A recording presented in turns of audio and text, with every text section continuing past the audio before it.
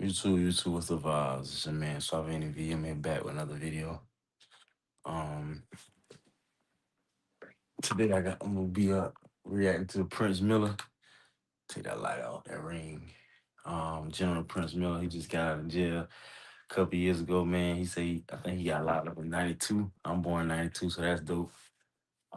He always, speak of wisdom, speak like he got wisdom, speak like he got some sense, speak like he know what's going on, and I think he a good person for the youth, man, that we can look up to and look to know, like, right from wrong.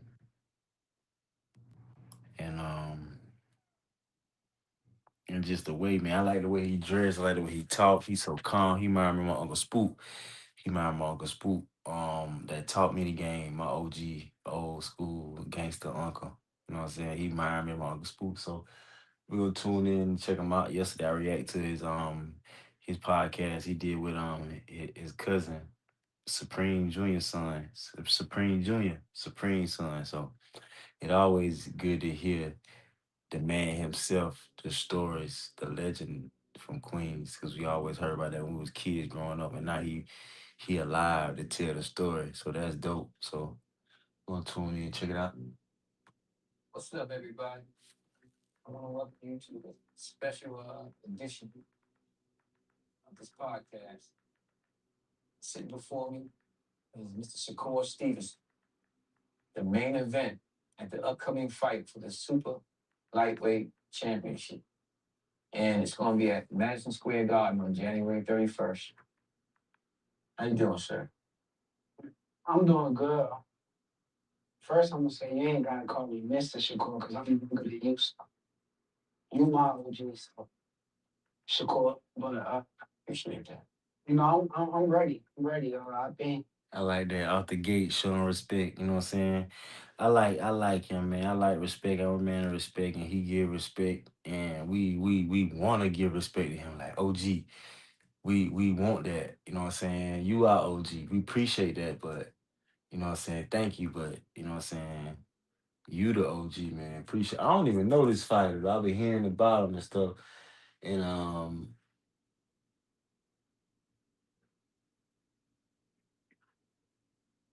don't know who he is, but I think he won though. He got the hat 25. I know. I think he already won. Plenty times before. I done did a lot of big fights. I've been boxing my whole life, so I know that I'm built for this moment. I see you got the logo in the corner. Prince Miller Show. Look, and I appreciate what you said too. Yeah. The moment is huge. Very, to me, it's a rare thing to have a super lightweight at Madison Square Garden on the main event. So I know, to me, I'm so interested in seeing you fight this event with this, how you fighting to your female Lopez. Yep. Quite sure that a lot of people are going to be interested in seeing the results of this fight. But I want to also speak to you about not just the fight, but I want to speak to you about some other things too. Because I looked at some of your interviews in the past, and most of them spoke about the fight itself and the different fights and different things you've been doing related to boxing. I want to get to know the person. And I think it's important that we try to delve into that. And so I'm going to ask you some questions, if you don't mind, about. One thing I noticed, I want y'all to notice is check out how he dressed though, because I remember DJ Academics was talking about how you need to dress your age, and I think General Prince Miller is the perfect example of how you supposed to dress your age, because if you look at him, he is fly, is gangster, is G, is real, and it's on point, and it matches age. Like his shit. Like look at the hat. You gotta pay attention to the hat. The hat. You gotta pay attention to the type of sweater that is, and you know what I'm saying, the jeans. I always look at the creases in the pants. You know what I'm saying. You gotta notice that everything is fashion, man. And I think he do a great job at dressing his age. Like, cause I remember that was a thing. DJ Academic said that about Jim Jones. Like, people need to start dressing their age. But I think he is the perfect example of dressing your age, because that shit hard, bro. That shit hard. Like look at the hat. He got the beard shaped up. He Gucci. You know what I'm saying? So I like that. You and your upbringing. First, I want to find out from you how long you've been boxing. I've been boxing since I was 5 years old. Grandfather got me into boxing at 5. And since 5, I fell in love with the sport. And I appreciate boxing because if boxing wasn't in my life, I don't know honestly where I'd be. So, yeah, I've been doing this for a long time. Yeah, 5 years old is very, very young. It And really is. it's a long time. So I know it's innate in you now. And when you was growing up, when you was young, when you was growing up, how was you in school? When I was growing up, how was I in school? Honestly, now that I'm older, with more wisdom than I had back then, I wish that I would have took school a little bit more serious because of the fact that for me now, it's like it's cool to learn new things. Like I enjoy even sitting at this table with somebody like you who got experience in life, and I'm probably gonna ask you certain questions. So I got you. for me, like the learning aspect, but I wasn't that good in school. I'll be honest, like it was weird when I came up in school because my mom was always in boxing. Like it was always boxing over school. And honestly, it got me successful, but I do wish I would have took a little more care. So Gotcha. So your word that you listen to kids nowadays who are in school, what would you tell them? To stay there? Or what did you say? yeah, I was Pursue your dreams or stay there? oh see that's a different question right there. Yeah. During that different question, I would say pursue your dreams. Yeah. Because truthfully, me pursuing my dreams is what got me to where I'm at today. Um, it was a certain point in time where I had to choose between school and boxing. Boxing. And there was a specific time when I made the Olympic team. Before the Olympic team, I had lost to a kid in the tournament, but I wasn't training that hard. I wasn't fully preparing myself for the kid. Mm. I was going to school. I was doing all these things. So at a certain time, I just made an adjustment in my life to where my parents and people are not gonna like it, but it was a bold move by me. But I just moved to um, Virginia to where I got to staying with my coach and strictly focusing on boxing. Right. And I didn't even go to school. My everyday life was wake up, run, eat, train, sleep, boxing. Everything that was on my mind was boxing at the time. So for me, in my situation, I pursue my dreams. But that don't mean neglect school because school is always good for the younger kids coming up in the Yeah. younger generation. Just my situation specifically, it was good for me to do. I understand exactly what you mean, and basically, you really, what you're saying is, basically, even now, you want to learn things, and in order to learn, you got to be able to read and write stuff like that. So I got you. You ain't advocating kids not to go to school, but you definitely ain't advocating them not to pursue their dreams. Yeah. So, it all works together. So don't even trip. I just say follow your passion. Follow your passion. So Yeah. That's good. I wanted to ask you too, man. You have 9, what siblings? it's 9 years. I'm the oldest of 9. I got 8 little brothers and sisters that younger than me. But they're not little no more. But How does your training uh, affect? Uh, I wonder how old Buddy is. I mean, the main thing that it affected was I didn't really get to enjoy like the partying and like I did that as I got older. Like during my childhood years, I didn't get to enjoy that stuff. I always was kind of focused on boxing. But the difference with me, it never seemed to like be a bother. It always was my passion and what I love doing. So I enjoyed going to train every single day. I enjoyed going to the gym, being there from times. That's why I say I was tripping at times. Tell the kids to do it, but There's times where I would skip school and like normal kids, they would skip school and go do bad things and things that me, I would skip school and go to the gym. So I'll be in that gym from our school started sometimes at The fish in the oven. I'll be in that gym from 8:30 a.m. Nigga can't cook, but we gonna get that fish. 10 o'clock p.m. all day. And I'm not saying I was training all day, but I trained majority of the day. I rest in the gym, ate the snacks that they had in there, trained again, and then trained again. So honestly, it's just Man, that fucking gotta have say 25. I pursue my He was a 100% pursuing that dream. That's what you was doing. Your mother and your father. How your relationship with both? Mother is my heart. My father, see now, I'm glad you asked this question. My blood father really wasn't in my life. He came in my life later on in my life when I was about 17, I want to say 18 years old. But my father, that's my little brothers and sisters' father, blood. But he's really my father to me. He was in my life. Right. My father really, see, it's going to kind of confuse. I understand, because if the truth be told, it's a lot of families that grow up that way. Sometimes it's the stepfather. Exactly. You actually now call it the father. But I can't call him my stepfather because that's my father to me. Exactly.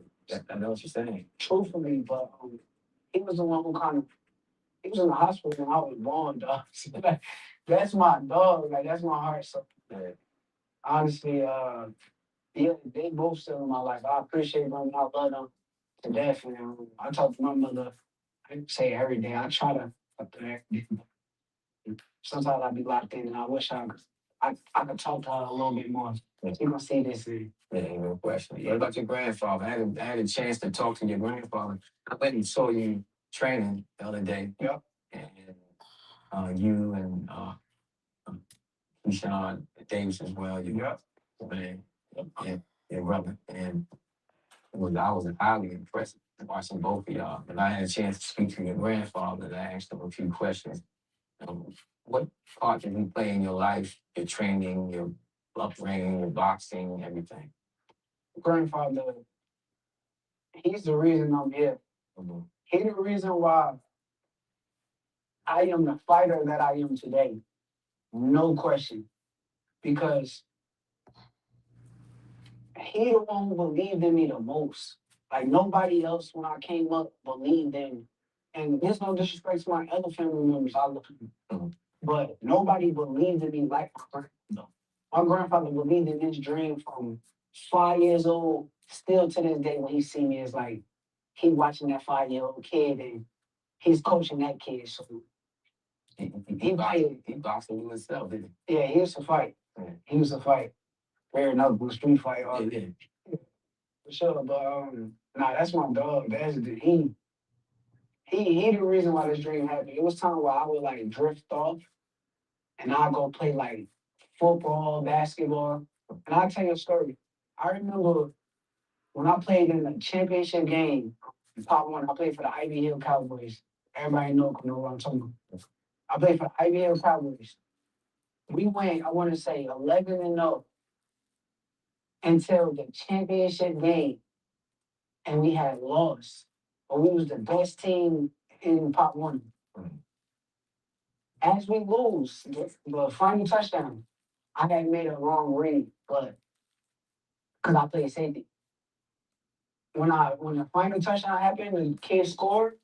I'm on the floor crying. I'm bawling in tears. You know how it is. That kid, you was a championship game. My grandfather walks up to me and he said, "That's why boxing is better because You one man. if you lose, It's on you. it's all on you." And he felt as though we lost because of The team. coach decision. Yeah. That's real shit. Yeah. my fault. Right. So I'm sitting there balling in tears. He explained to me like, in boxing, you lose because it's for you. And I'm so competitive to where I'm like, damn, you lose because of you. You right. If I'm in the ring, I got full control and full power over whether I win or lose. My grandfather, man, his wisdom is like what I love. That's a deep story, man. Man, that's some real shit. I'm actually amazed at the story that you just gave me from your grandfather, because it makes a lot of sense. I ain't lying. I ain't never thought about that. Bad call. Yeah, the whole team be accountable. Yeah, But in boxing, one man army. Exactly. Hell yeah. You got a coach as well, but it's you in that ring. For sure, they need a second set of eyes. Exactly. Yeah. They just give you pointers and things to miss. Decision that they made is it's entirely yours. Yeah. So I applaud him, man. And I watched how close he was talking to you when he went back to the corner the other day in training. He's a good man. Yeah. Glad that you feel that way like you do about him, as well as your stepfather, father, and your mom. But you big on family anyway. I heard that. So tell me where that came from. Where that came from, I mean, it's hard not to be big on family when you have 8 other siblings. Like that's kind of like impossible. But my heart is like who I am, like I don't feel heart, so it really came from my mother. I watched her. I should need some work. She used to struggle to the point where it's like 7 a.m. probably till 5 p.m. She's locked in at work just to make sure all of us eat. Like that type of certain mothers, they have that many kids in life. It's hard to be in all of their kids' lives and not be like frustrated or mentally drained with that much kids. You live in a hood. You're not getting a big check every day. We on food stamps, like you feel me? So it's like with her, it's like watching her and seeing her prevail and her heart and how she moved, what she cared for me and all my other siblings is like were kind of instilled in me to this day to where I'm a big family man. Like right now, people nowadays, right, these people in my position, because there's other people that is in my position, they give you they big checks, they going to go buy a Lamborghini and all that kind of stuff. Me, I've never been really a car kind of guy. I'm more so like, okay, I want to go buy property. I want to go, my mother need a house. Like, we're going to get her a house. Right. Yeah. Okay, my little brother need this. We're going, because I'm in a position to be able to do it. So Yeah. I ain't just going to spoil them. But at the end of the day, I'm going to do whatever I can to make sure that my family's straight. Yeah, I know you had some of your family members at the training session the other day, and that was impressive, man. You know, and I think that's the reason why you had 9 siblings and you watch your mother struggle so much. I think that when you made the decision to follow your dreams, I think a lot of that was based on that. You know? So it's not, like you said earlier, you're not telling kids don't go to school. But if you have a dream and you can somehow pursue your dream, because your dream might be your way out to get out of the position as a change. Right. As long as it's something positive, basically, because that's what you said.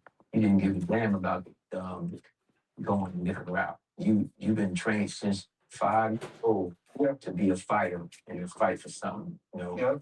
And so here you are, headlining the main event, you know what I'm saying? And so I understand the sacrifices you had to make. Sure. And so I applaud you again on that. But I want to talk about I saw on Instagram, Ring Magazine. Yeah. And on Ring Magazine, they put up something about you being silent, right?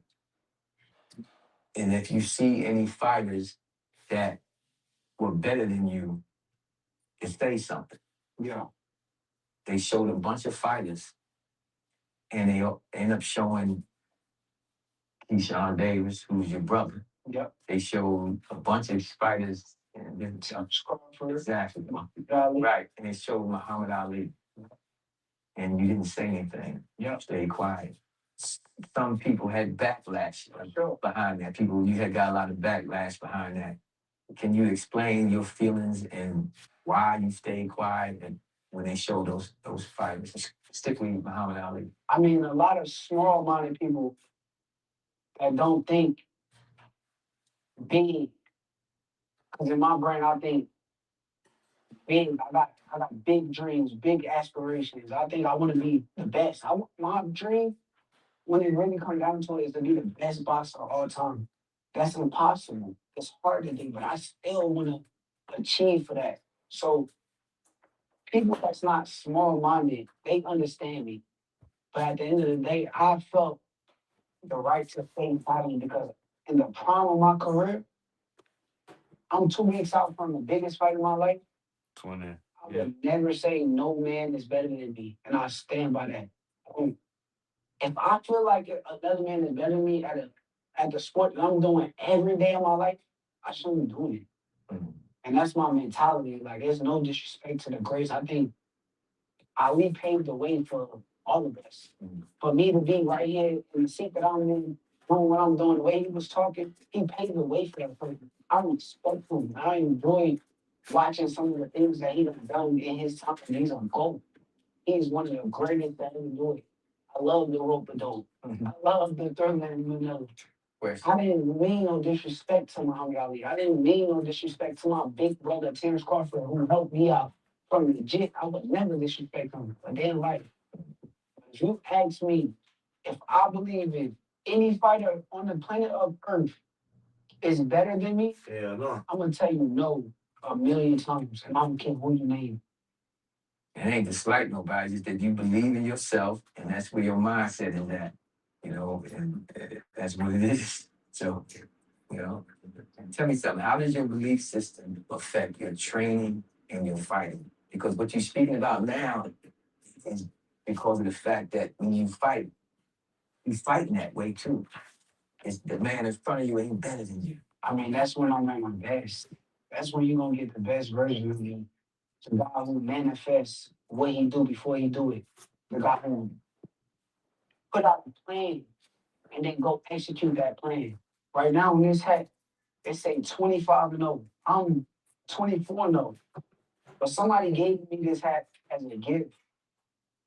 But me wearing it right now is the power of manifestation. I'm manifesting my future. I'm manifesting what I believe is about to come in.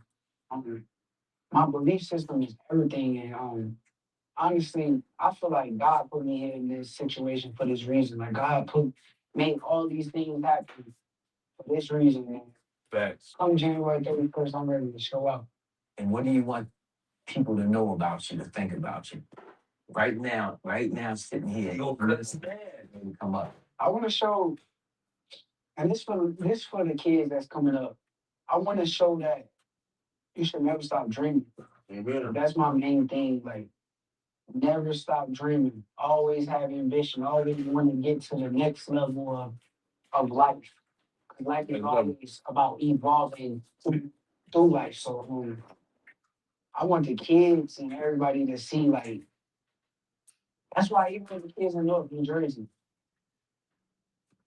I buy tickets and make sure the kids come to my fights. Yeah, I heard that. Somebody, I was gonna actually ask you a question about that. I buy tickets to make sure the kids that's in North New Jersey come to my fight because I want them to see somebody that come from the same thing that they come from, doing the same thing that they could be doing in the future. Now, whether it's boxing, basketball, it's all types of entertainment and business in the world.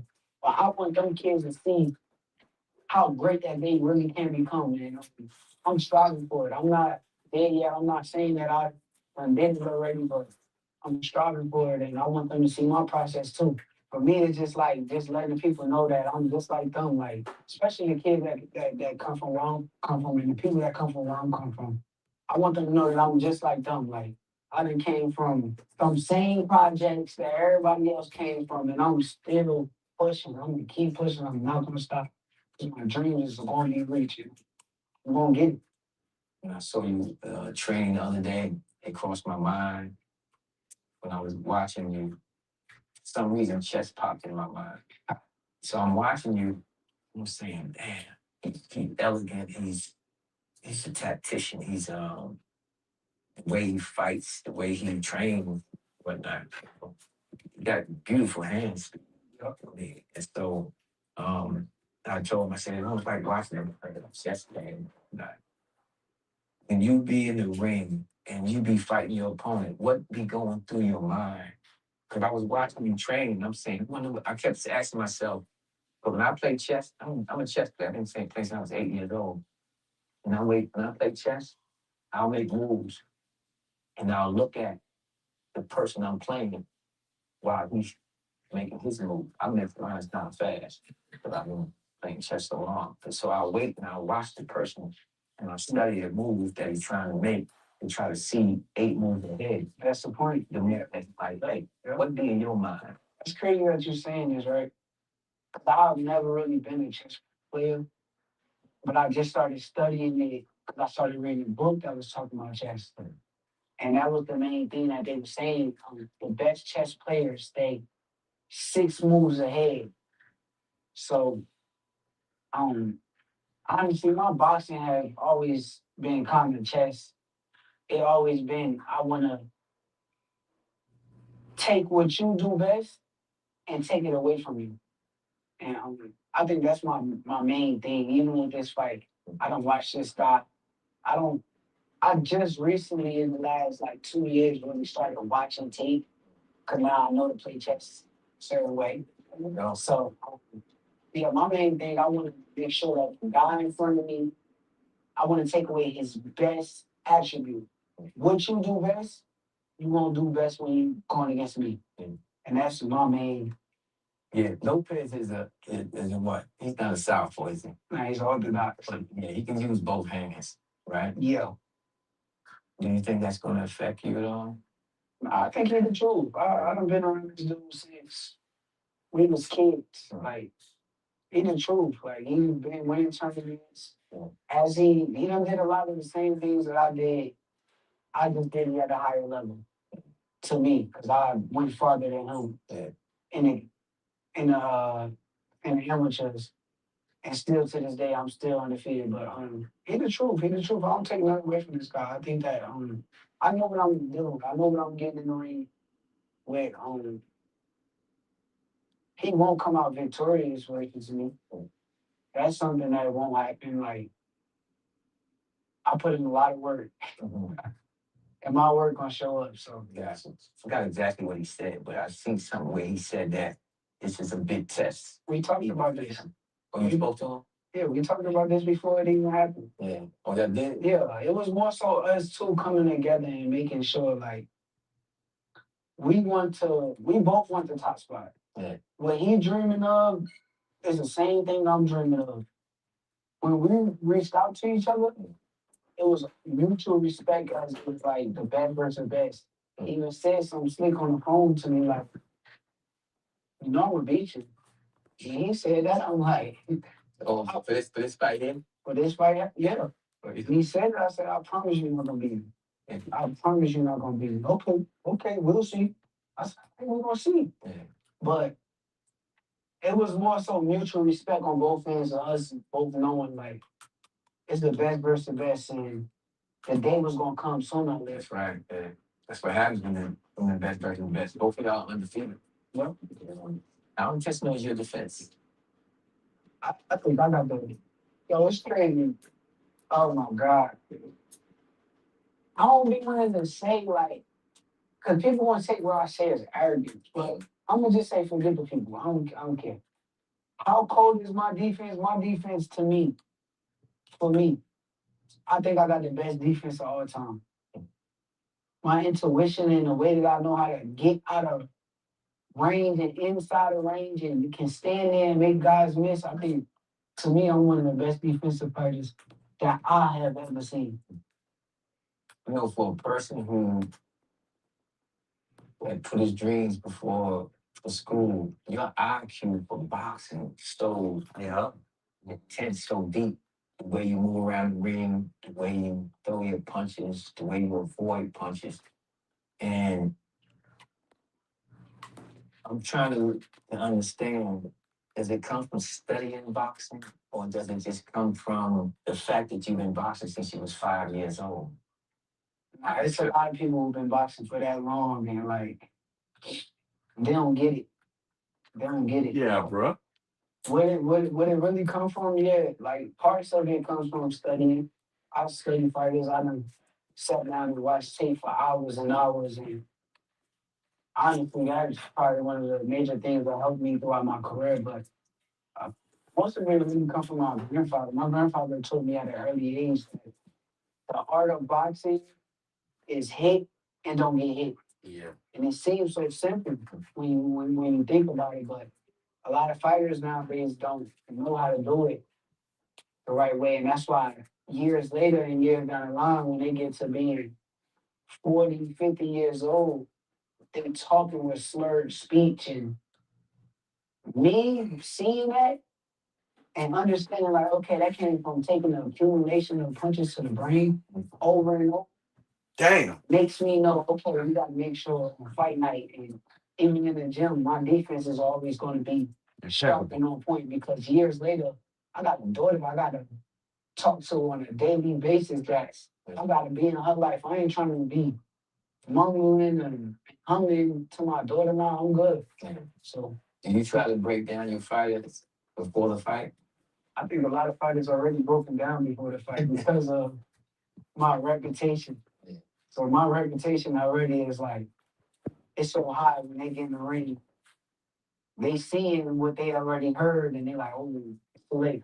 They can't do nothing about it. So me personally, nah, it's I don't really believe in that mind crab. You go talk to somebody, look at them a certain way, and you could change the way that they come in on fight night. Nah, long as this guy, the way he prepare himself, is what's gonna show up on fight night. So that's how I look at it. Gotcha. Facts. Do you ever feel you have to change your style to any particular fighter, or you just keep your style the same? Nah, I didn't change my style up. My last fight, I changed my style up. I went out there and brawled and gave the fans what they asked for. It's crazy though with that fight, right? All these people was like, "Oh, that's your best fight ever. I've never seen you perform that good." That was the most I got hit in any fight.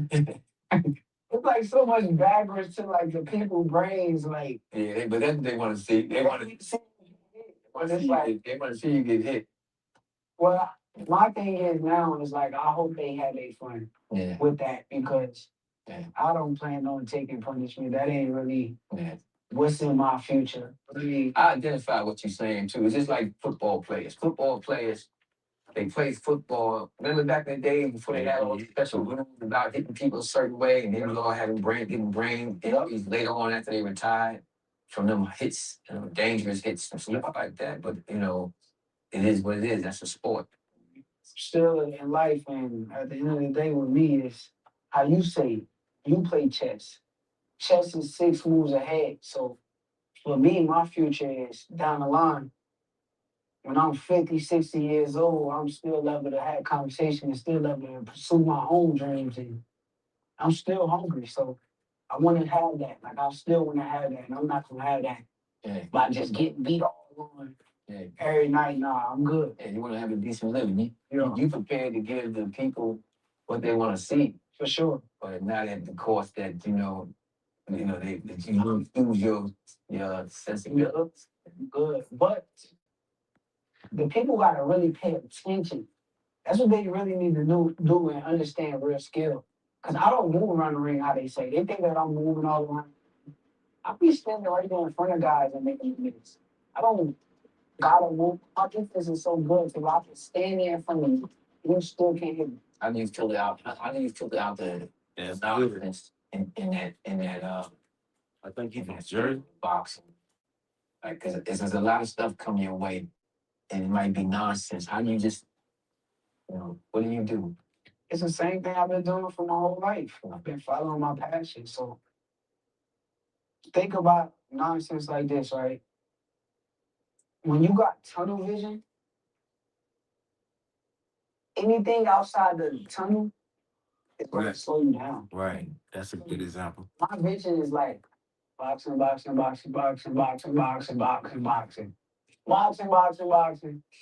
I can't really have Yeah, time bro. for the nonsense. So the nonsense ain't gonna get to me because my brain is already locked in on what I want to be and my legacy in life. Not just boxing, my legacy in life. And boxing is the start of it. So right now, I got to get my all to this. I got time for nothing else. Gotcha. I understand. I'm gonna ask you some questions I got here, right? One, whose respect in boxing matters to you? Whose respect in boxing matters to me? Three names I gave: Terrence Crawford, Floyd Mayweather, Jay Wood. And tell me why for each one of them. Why for Yeah, Prince. I like. Andre Ward specifically? He was my idol. Like coming up, like that was the guy who I wanted to be like. He won an Olympic gold medal in 2004. I wanted to win an Olympic gold medal in 2016. So um, he was my idol. Crawford, but that's my dog. Like I don't think it's nobody like in boxing that I'm closer with, and he's the guy who like changed my career. He was in that Ring magazine flash as well. You think that he would have stayed solid? Yes, I'm 1,000,000% sure. If they say, "Yo, bud, is Shakur Stevenson better than you?" And he at the prime of his career, or any time in his career, he gonna feel like he the best, and that's the way he should feel. That's who he is. Actually, he's somebody who kind of instilled that in me. That's who I've looked up to for years and years. So my answer is not going to shock him. It's not going to surprise him. He's not going to feel no type of way about my answer. He's going to think that that's exactly what you should say. But Is this fight on pay-per-view? Yeah, I think it is actually. I think it is. So this is the one actually that would basically make you a pay-per-view superstar. Because now everybody gonna be coming after you. Boxing's so different now. It's hard to say like if pay-per-view superstars is actually like a thing anymore because most of the time on pay-per-view, people is like buying it off like off brand and like it's hard to really say whether like the pay-per-view numbers is real nowadays. They be flattering with the numbers, what's real, what's fake. So I don't even look at it like that. I just look at it like everybody knows me. I'm well known throughout the world, and this is my moment. This is my moment. So boom, pay-per-view superstar, not my story is gonna be written, and everybody gonna see my story, and I'm gonna show up. What does it feel like to sit with Mike Tyson, man, in that interview that you did with him? I'm crazy because I watched it last night. Studied it last night, actually.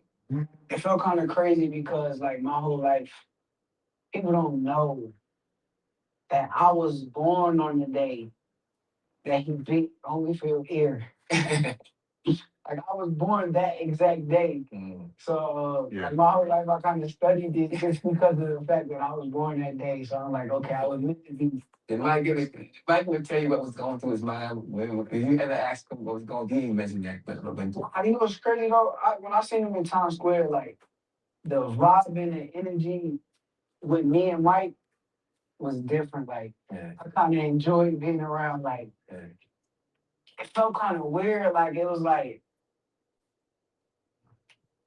yo, I feel like this dude think like me or something. Like it was so weird. I ain't gonna lie. Like me and him had a real connection to where it's like it was a lot of love. And you could tell like that night he was rocking with me. Like he was sitting there just playing with me the whole time. Like we joking, laughing. Time that energy. And no, we went to the fight in Times Square. Oh yeah. We sat next to each other and they had our seats directly right next to each other. Yeah. So for the whole night, me and Mike was just laughing.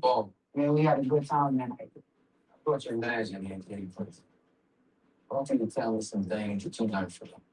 Because he made a lot of great ghost fighters. I want to know what you know. There's plenty of things I learned from home. Honestly, how you just talk about me being a family man, I think that was something that kind of attracted us with each other. Where it's like I feel like he a big family man. Like he know how to like put his family in position to win. And I think that's something that's kind of like I love seeing because it's a lot of people who become in the situations and that he is in or that I am in, and they forget about their family. They forget about the people that been there with them from day one. So I'm gonna watch that's that something nigga that say I kind of Prince. took in from home. It kind of make me proud Big to Prince make just sure that popped up. keep doing the things that he's doing with his family, the same with my family, and we all gonna be in position to win. That's big, man. I see, so you basically following his footsteps. You got 9 siblings. Yeah, I don't look up to a lot of people, but I look up to them. I don't blame you. I understand. A lot of people be frauds. For sure, One, for real. one thing about him, a man who wants to see you succeed, he wants you to kind of like follow in his footsteps. So if he's big on family, he's gonna make sure that you think about you want to be the same way. So Yeah, and his blueprint is so good. I read his book. I don't know if you read this book before, but I read it. I ain't reading yet. You need to read it, man. I know. Hey, you're not bad, man. I just got into reading. Yeah. Like I But just you got to pay for it, you know. no, I just see for free. So reading, so that's why. Yeah, no, I got you. I got you. But That's my family. They ain't just my manager. That's my I family. got you, but that's big, man. I'm glad you said that, man. What you think about that? Oh yeah, no, it's something I already know. You know what I mean? When you observe realness and you recognize that, that's who he is. You know, one of the most loyal fighters that I ever worked with. You know what I mean? So I'm constantly watching him evolve, as a man, as a father, a future husband, and hey man, I'm proud of him. And like he say, this is above and beyond management. This is my family. You know what I mean? And that's why, when I hear different things, I speak because I be meaning business even when they be playing, I be serious, what he concerned. Things people grab it. Be honest with you, I think I had told you before, you know, yeah, I heard about you. Somebody told me that you're big on family. I always felt that a person who don't care about their family, man, somebody you ain't supposed to mess with anyway. Yeah, you can't trust them. Can't trust them. Yep. Can't trust a person who don't got love for their family. Like, that's just my position. Everybody's family is different, and people go through different things. Some people feel, that maybe they was foster kids. I don't know, but me, I just ain't one of them people who feel that way. Sure. So, all of that. What do you think about the fight, man? Coming up, man. Oh, man, I'm excited. You know what I mean? As I've been stating, I've been watching the sacrifices that he made. You know what I mean? Like no excuse that this fight was close to Christmas or New Year's where he was gonna have to miss. You know what I mean? These man-made days that's important to some of us. Uh, he didn't care. He's like, okay, we have to make this sacrifice for this or that because he understands, what the sacrifices mean. And when you see that type of, those type of actions take place, and I understand what that is.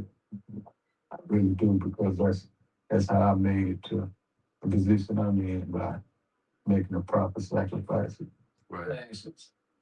I want to elaborate on that though, like, cause he's saying that I made the sacrifices, but this is the difference between like him and like other managers, and that's why I don't really managers cool, but it's like he been with me this entire camp, kind of making similar sacrifices and coming to the gym every day, um, right on side of me, and even in here we go on walks, long walks, and we've been kind of making sacrifices together, so I appreciate him too. So I just wanted to like, Yeah, he told me, I think he told me y'all, I asked him too, I think he told me y'all ran up the mountains and all kinds of nah, we ain't run up the mountains, but we hitting them hills. That's what I'm talking about. Yeah, hills. I'm in hills, man. You know what I mean?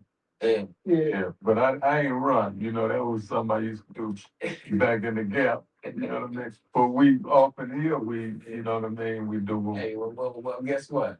I'm in the Hall of Fame. I tell you what, I'm 63 back. I'm 63, man. You 61? Yeah.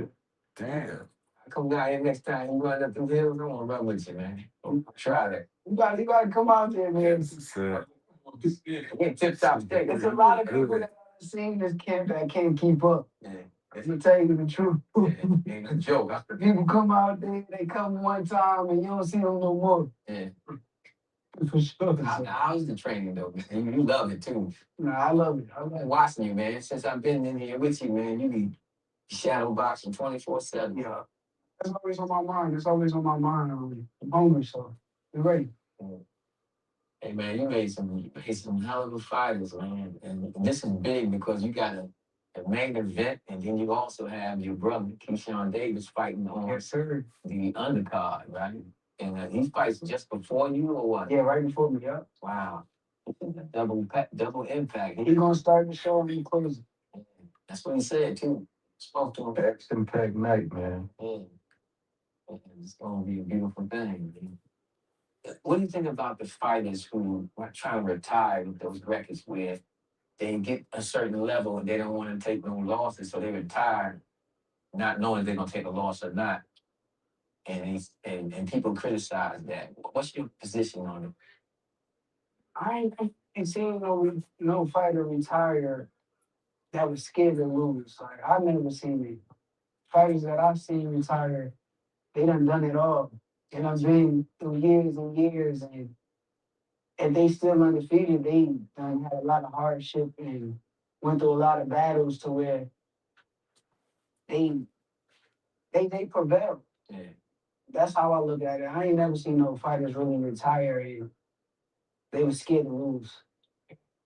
I'm gonna wrap it up because we probably past your bedtime. For sure. So, I ain't trying to be in the way of that. Has there ever been a moment where you feel that you let people get the best of you, and how have you grown from it? Yeah, it's been a moment. I done had moments where it's like, I fought a fight with one hand. And when I fought that fight with one hand, I kind of seen the whole world turn against me. Mm. And only the real people that, got real love for me, like Jay and Bud Crawford and Andre Ward, they ain't turned it back on me. They kind of stuck with me during that time. But I did allow the people to get the best of me because I was reading through my comments.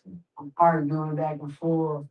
I'm doing things that I know, like, I'm with what I'm doing. Like, when you're in a position of power and you're in a high position, there's going to be a lot of people that hate you. There's going to be a lot of people that want your spot. There's going to be a lot of people that want to see you down. So now I'm at a point to where I don't allow it to get to me. I understand who I am. And that's the main thing. It's big. It's important. What part of your game do you think doesn't get enough credit or recognition? My offense, I done put on a lot of offensive displays out here to where I done beat on guys and beat them up for 12 rounds, sometimes 10 rounds, depending on whether the referee stopped it or not. But I don't think my offense get enough credit because when I'm in that rhythm, ain't nobody able to stop me. What's your view of legacy? What do you want your legacy to actually be, right? At the end of your fight game? I want my grandchildren to say that I'm the greatest of all times. I think that's one of my legacies that I'm trying to fulfill as I'm going up through these ranks. But I want the kids that come way behind me to remember the name Shakur Stevenson. And honestly, I used to, One of the best. for sure. That's right. But I used to have a certain way that I thought about it to where I didn't believe, like, I don't like fame. I don't like fame and stuff like that. Oh, man. Because it's like a lot that come with it. But for me personally, now it's like I gotta step into my shoes I'm a superstar and that's what I'm going to be. So now I'm ready to step into my shoes and I'm going. Gotcha. I got one last question. Well, probably like a statement. I like that answer you gave because that's how Jay Prince is. He don't care about all the upfront stuff. He likes to stay Behind the scenes. in things. And I told him, I remember telling him, I think earlier, I said, man, you should have been got you an award. Because he did a lot of things for a lot of people, man. And he's sincere from the heart with it. You know what I mean? But he don't care about the accolades from nobody. You know what I'm saying? It's the way he lives his life. And I'm correct in saying that, right? And so I'm proud of you, man. I'm proud of him, and I'm glad y'all got together. Should have asked y'all how. How did y'all even meet? Like, is that all? Listen, can I ask that question? Let me ask that question. Yeah, well, I'm a student of the game, and Shakur was a silver medalist, so I'd be observing and following fighters in the amateur program. But Andre Ward, was a fighter that I managed as well, and Shakur was on the radar of everybody. You know what I mean? He was like the number one candidate that came out, his class in the Olympics. So not only was he on my radar, he was on every manager, everybody's radar. And just a blessing from up above, we all, myself, Andre Ward, Josh Stewart, Yeah. it's blessed to work with it. He got the, that's true, but for me, my first time, like me and him, I had came to Houston. Um, I want to say I probably was like 17 when I wasn't old enough to get in the club. But I know my people's Antonio Leonard, his people's too. So took me to the club and he kind of was in the back room. He got a white one looks. One it's kind of crazy. I ain't never seen nobody play pool with one hand. But when I seen him, it was like he just seemed like a cool dude. Like everybody respected him, and I'm like, okay. I, it was different though. Like during that time, it was like, okay, it's cool. But then when I actually got to meet him and like really know him, okay, this dude is he legit, like real cool dude. Yeah, real stand up, genuine person. So that was really my first moments with Jay. Guys, y'all chemistry is like that, man. And I appreciate Jay Prince inviting me in his house. I appreciate him allowing me to speak to you, and I appreciate you allowing me to speak to you as well. It's been a pleasure, man, and I look forward to seeing the fight. Hopefully, I can get me 2 tickets and bring my daughter and my son-in-law. I'm gonna put that in there. Man, it's been a pleasure and an honor, bro. Yep. And thank you, man, both of y'all. And we appreciate you too. Yeah, likewise. Well, we're gonna wrap this up. It's been That's what's up, man. fun I like for me. it. I I hope like it's it. the same thing for y'all. Too. I hope you do something about this champion over here, Shakur Stevenson. It's time to go. Like, subscribe, share, take care, and we'll see you after the fight. Peace. Yeah, I like that. That was a good one, man. Shout out to the Stevenson. This is an old one though, but I think he won though, he said. So that's a good thing. Muhammad Ali and George Foreman, that fight. Welcome, everybody. The last time I spoke to y'all was last year. This is a new year, so happy new year. With the big Prince number. in your clan. My next guest helped shape the southern movement of hip hop and built a legacy that crossed many industries. Introducing Jay Prince. How you doing, my brother? How you doing, bro? Good, man. It's a pleasure to be here. Second home I've been to of yours. And I noticed right away when I walked in that you had a picture of Muhammad Ali, the great Muhammad Ali, and George Foreman. Oh, yeah.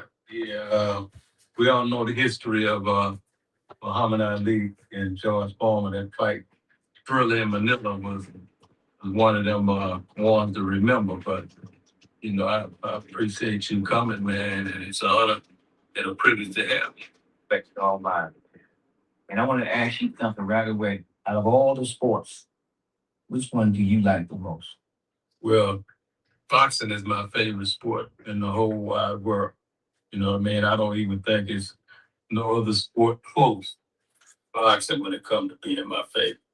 Because I read your book, and just so you know, I prepared to come here, man. But I read your book from front to end, from beginning to the end. And I read something in there about you wanted to play some football. So yeah, he was interested in playing football. I think after watching us, I guess who's your favorite football player? Right, and he doesn't stand out player at the time or something. Yeah, no doubt about it. That was at the age of 7, 8 years old. I remember looking at a Jet magazine and I saw the mansion OJ had and the cars, the houses. So it caused me to want to be a running back and try to have some speed. I'm like, shit, if you can make it that way, I want to try to make it in the football world. But, reality will hit you real fast. Small as I am, and you have to make the necessary adjustments to get it another way. Well, I guess the other way turned out to be just as better as what that would have been. So, I want to get right into something, man. This is interesting. It's important. You imagine two fighters, am I right? Well, I managed more than two, but we definitely have two that's fight January the 31st. And man, when I tell you it's gonna be one of those lifetime memory moments. I'm coming in there with two gunslingers. Yeah. And we're gonna shoot the place up. Yeah. Hey, as a matter of fact, you let me. I had the privilege of being at their sparring sessions and practices, and I was watching one of your fighters, Shakur Stevenson. And when I was watching him, what came to my mind as I was watching him, I thought of chess for some reason. As I'm watching him, man, he's such a tactician. And I'm watching how he's moving and what he's doing, how he's fighting, how he's playing the ring, how he's playing his fighter. And I said, damn, this is like a chess game. And I was so caught up in it, man. It was amazing to watch him in action. And so I thank you for letting me be there for that and whatnot. Um, when you was watching him, I was watching you as well. Yeah. I'm studying you as well. And you look so prideful in seeing him in the ring. What was going through your mind in his practice the other day? Well, it's a combination of things that you think about and seeing Shakur Stevenson in action. He would be what I call a Picasso in the world of paint. And he's a fighter that's definitely a technician the way you explain. He's real calculated. So he's playing chess in the ring as well. And one of the things I love most about him is, who he is outside of the ring. You know what I mean? Because outside of the ring, he's a father, he's a brother, he's a family man. You know what I mean? So I'm proud of that. But in that ring, he know how to win, and that's the most important piece in that. He know how to ring, he know how to win, and he know how to tune out, the world come to focusing on winning. Yeah, I know. I was watching. I seen him hit a couple of them guys so hard, right? I said, "Shit, man, he got power too, man." I can't wait to see the actual fight. Now, I hope I can get some tickets from you and tickets from him, man. But anyway, yeah, it was a pleasure to watch, man, up front like that, and I appreciate it, man. And I'll talk some more about that in a minute, you know what I'm saying? But and you have another fight as well, because you actually have the the the, the main event, which is Shakur Stevenson, and you also have a co-main event, which is amazing in and of itself, you know what I'm saying? And so and the other fighter, Keyshawn Davis, tell me a little about him. Oh yeah, well, first of all, I'm real happy to be in a position to have the co-main event and the main event. I've been doing this 20 plus years, and it's my first time of having a main event card and a co-main. So, that's like a historical moment for me. Now, Keyshawn Davis is a silver medalist. Both of them are silver medalists. Keyshawn, and he's an interesting fighter as well. Aggressive, and he's calculated and know how to do his thing, and he got a real challenge before him, and I believe he's gonna deliver in style. He say he knocking the boy out, so I believe he's gonna knock his ass out too. But the most important piece is the kick. I had the opportunity to speak to Shakur's grandfather, which was an amazing conversation, very short but amazing conversation. Because I was wondering how it is that he was able to coming from the tough neighborhoods and stuff like that, how he was able to stay consistently on his game plan and of boxing and stuff. And I asked his grandfather, he said, man, I keep him with his mindset. He don't even think about streets and things like that. You know what I'm saying? He don't get involved in a lot of things. And I was proud to hear that because I got a grandson who's 14 who I have studying boxing. And so my grandson actually knows who Shakur Stevenson is. And so, and of course, his father was in boxing and mixed martial arts. So he's trying to teach his son the same way. But he wanted his son, my grandson, to really get into the ride of mixed martial arts. But because it's Shakur Stevenson, he wants to go into stay in the boxing. You know what I mean? So he's actually influencing other people. When I get a chance to speak to him, I'm gonna talk to him about his influence as well. Yeah. Yeah, no, he definitely aware of the influential status that he wear, and that's part of why he stayed focused like he stayed, you know what I mean? He totally alert where all of that is concerned. And that's not easy. You know what I mean? It's not easy. Like I know when we come out the hood, it's distractions on every block. So for any man to be able to like stay focused and tap into a power that's greater than the power of the streets and different things to accomplish your goal is, we have to respect that and salute it. Yeah, there's no question about that. And I guess the same thing go for like Keyshawn, because I know I had seen, well, before I had this interview with you, I had reviewed all the interviews that Shakur had, as well as Keyshawn, you know what I'm saying? And I know in Keyshawn's case, he missed a weight class one time, but that was before you became his manager, so, but he was very unapologetic about certain things. I know he's changed his viewpoint ever since he's been rolling with you since you've been his manager. Oh yeah, yeah, and a lot of that credit, is due to Shakur as well, because he was real influential in bringing us together because of the love that he had for Keyshawn. You know what I mean? But Keyshawn definitely, is a man that stands on his own too, and he taking accountability for the past, and he's not gonna allow the past to dictate, his future. But I'm excited about him coming back, man, and being focused as he is right now. And I believe keep some ass coming. Yeah. Let me tell you, everybody I spoke to, everybody that I know, and I'm talking about, because, I did 34 and a half years in federal prison, and people call me all the time, because I try to be an example for them, let them know that you can come home, you can make it, you can stay away from the streets and not get yourself involved in things that can put you back in.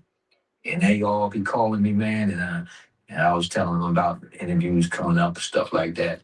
And they all rooting for me, man, and whatnot. So, so it's just a good thing. It's good for not only just the sport, but everybody's paying attention to this moment. This is a big moment. And I hope, how do you think they handled it? How do you think mentally, how do you think that he's handled this moment? Well, I think mentally, when you've been like doing something since you were 6, 7 years old, you know what I mean? That you prepare for moments like this. But Shakur is he's not new to this. He represented the whole United States of America, in the Olympics where all the world was watching him and participate in him being on stage. Both of them did. And they both delivered. So, even though the Madison Square Garden is one of the, Premier spot. near spot. You can imagine Square Garden. That's big. They're ready for it though. That's the thing. They ready for it, and most of all, they proven they ready by the sacrifices that has been made before even walking into that ring. Because fight is won in the gym in the preparation. That's right. And when you skip Christmas and skip New Year's, making a sacrifice with blood, sweat, and tears, you put all that aside to, and that speaks volume without the police. Yeah. That's right. You're right about that. I wanted to change topics for a minute and talk a little bit about your book. I read a lot about your book, actually. I told you, like I said before a minute ago, I read the book from front to back. And it was so personal, man. The book was so personal. And hold on, blew me away. I just recently wrote a book. And I looked at your book. My book I felt was good. I looked at your book. I said, "Boy, this book is excellent. I should have read this book years ago." I'm saying, so I got a chance to do the whole thing front to back. Tell me, what was your inspiration for writing the book? Yeah, well, thank you again. That's a big compliment coming from you. Always You know what I wanted to mean? write a Because I book. know during your sentence, you read a whole lot of books. Question. It took me a minute to decide to write this book because of, Right. the attacks that been on me from every uh, three-letter detective police name you can think of. You know what I mean? And it took me a minute to want to do it because, I come from a background and come from a place where, everything that I attempted to do, I was attacked by them to a certain extent. But the power of putting, my life challenges and the goals and different things that I was able to accomplish and do in life was more powerful than the fear of being in bondage where any of those people was concerned. So, I figured out how to do it, and I figured out how to do it in a way where, it wouldn't offend nobody but the devil. I got you, man. I got you. Now, it was excellent. It was excellent, right? I actually enjoyed it. I recommended it to some people to read already. So, um, but I can see you put your heart into it, especially you talked about even your family, certain losses, sacrifices. I'm applauding you for being so open in the book, man. You know what I'm saying? It's hard to do that sometimes, and whatnot. In relation to everything that you do, man, and all the business that you do and the people that you help, you don't just give them a way to come up out of the streets or to make money. You actually guide them in the way that they should carry themselves as far as their character is concerned, their principles. Speak about that, about how they build their legacies, man. Yeah, no, I think it's real important. And back to the book was a fine example of me sharing my experiences, sharing my wisdom, knowledge and understanding to those that, I'm affiliated with. I'm not the type of guy where I would know or have information for my fellow man to be able to advance or do right or whatnot, and I just sit at the table with him and watch him run off a cliff, and I don't say, "Hey, man, it's a better way of doing that." You know what I mean? So that's who I am as a person first, and it is automatic, with people that I love and respect. Yeah, I got you. I feel you on that. You mentioned something too, I think just a second ago. Let me ask you this question. What do you think about as far as hip hop is concerned? What do you think the podcasters these days? Do you think that they're good for hip hop, bad for hip hop, good for the streets, bad for the streets? What's your view about some of these guys, man? So I'm gonna answer that. I think it's good.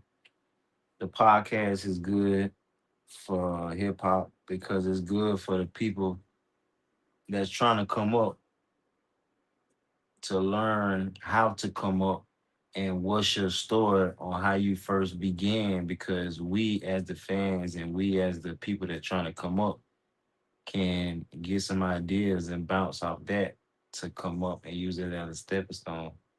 So I think me personally, from listening to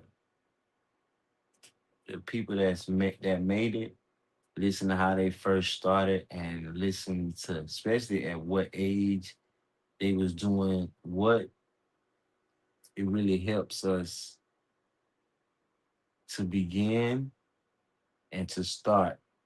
And it help us. That's what they should be rapping about. How you got to where you at. How do we make $1 million? How do we make $10,000 a month? How do we make residual income? How can we become just like you? How can we make the money that you make? How can we come up? How can we get what you got? We all want a glass house. We all want a farm. We all want to retire our mom. We all want to travel. How did you do it? What steps did you take? And I think podcast allows we as regular people to see and hear and witness out the camel's mouth on how to come up. So I think that's one of the best things about podcasting. That's one of the main things, main reasons why I watch podcasts all day. For them to tell you the answers because they be freely and they just be speaking.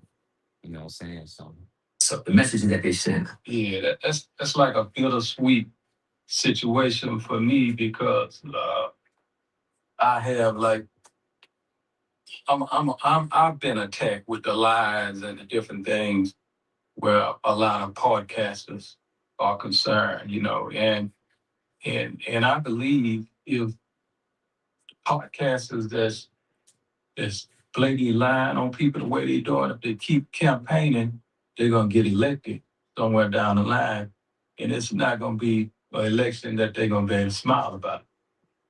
That situation is it's real deep with me because I love the hip hop culture. A lot of my blood, sweat, and tears have went to the foundation of creating this culture. And when I see different podcasters, and I start with myself, you got one of them that like to talk loud, and then punk out the other podcasters. And, they tell all these lies on your character and assassinate your character. And when it looked like you want to, have something to do with them, they call the FBI. I got one call the FBI on me. Call the FBI on me and then had the FBI to call him and record like they called him first. So this is the type of game they play. And then you got another one, you know, out of New York that, you know, play like he was a victim, but he's a volunteer. He like me. You know what I mean? So he, like the, you know, you know, hey, if you're a punk, then come out the closet. It's right. It's right. You know what I mean? Yeah. And then you got this other one that's I call him a child molester. You know what I mean? From my part of the world. You know what I mean? So you got all these different people that's they wake up every morning to assassinate, the character and good man. Yeah, good man. People trying to help people, trying to make life better for people around them. You know what I mean? And with all that noise. So I understand that. yeah, I do feel them on that. There is some podcasters that really do wake up in the morning and wake up and really talk about people that's doing good or doing something positive and doing something regular and got something to say about it. Now, if I see if it's something that they did that, you know what I'm saying, you need to speak about it. I speak about a situation and you give a reasonable professional standpoint and your point makes sense. But some people just be talking down on people, hating on people, jealous of people, talking about people. That shit ain't good. That's why I got on to kind of be a little positive. I know they say you can't be positive on the internet, but I think it's a lane for positivity because I watch a lot of different YouTubers, all type of shit. So it's a lane for shit. So um You just gotta just stick to your lane. But it is some people that just wake up and just say negative shit about people. Like I be watching, because if you watch a YouTuber, then other YouTubers will be popping up around that. You be like, damn, bro, they really talking about that man, and you older than him. So if a person is 25 and a person 45 talking about him, that's crazy to me. And the fact that you watching them, you know what I'm saying? That like so it is a pros and a cons, but the podcast I see and I watch that with rap culture and rap and the rappers that made it. You know what I'm saying? The point of me watching them is to learn and hear how they came up, learn and hear how they got their first start, what they did when I was my age. What should I be doing right now? How do I get started? What do I do?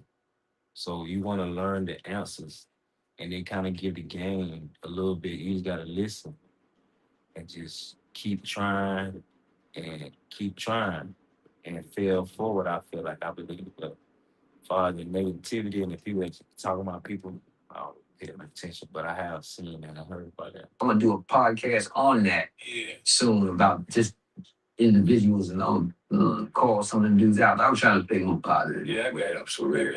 But that's how I feel about it. Then you got the group that actually, you know what I mean, speaking positive from a wisdom point of view, and uplift, you know, certain people or not. So that's how I feel about that. Though. Yeah, matter of fact, you recently, when I was reviewing things yesterday, I was going over, you looking over your posters and stuff like that. And I do a complete rundown, like, you know, and then I wrote questions out. Like I said, I'll get to those in a minute. You know what I'm saying? You don't know about them, but you will when I ask you. But the thing is that, I wanted to ask you about a post you put up. Right? Let me find it real quick.